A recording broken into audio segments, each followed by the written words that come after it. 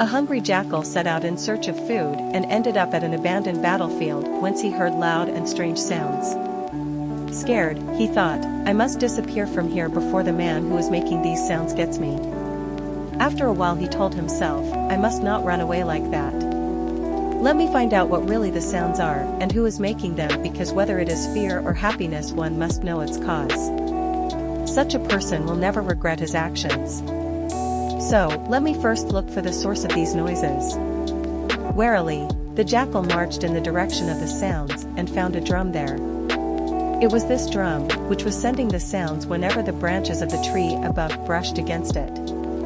Relieved, the jackal began playing the drum and thought that there could be food inside it. The jackal entered the drum by piercing its side.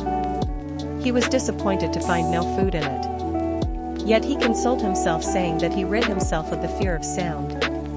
Therefore, Dhammanaka told King Pingalaka, Your Majesty should not be afraid of sounds. I seek your permission to go and see what the sounds are. Okay, said the king.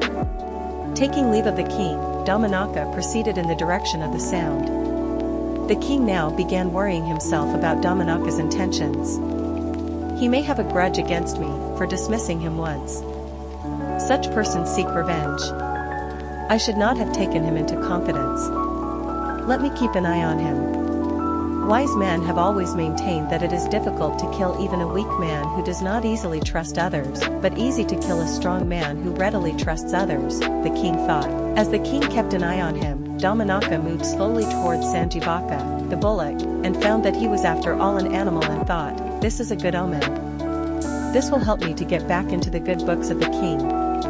Kings never follow the advice of their ministers unless they are in peril or grief. Just as a healthy man never thinks of a doctor, a strong and secure king also never remembers the need for a minister. Assured that what he saw was only a bullock, Dhammanaka returned to the king and told him what he saw. Is it true? The king asked. The king is God. The man who lies to a king perishes. He alone has the power to grant favors. I believe you. Great men do not harm weaker people.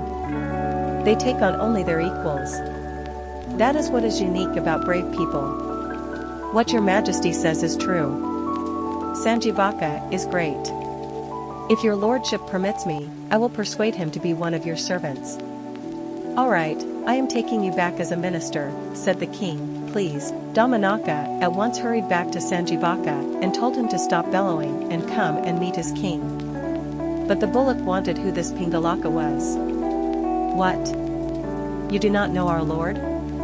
Wait, you will know shortly the cost of this ignorance.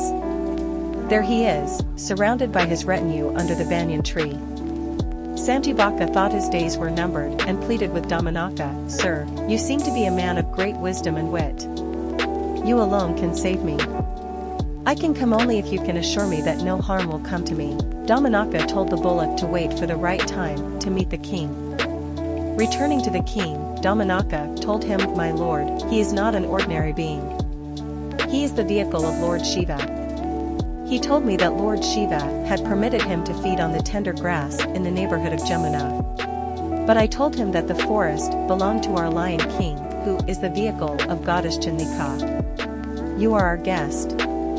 You can see our king and seek a separate space for you to graze. He agreed to this plan, provided he has an assurance from your majesty.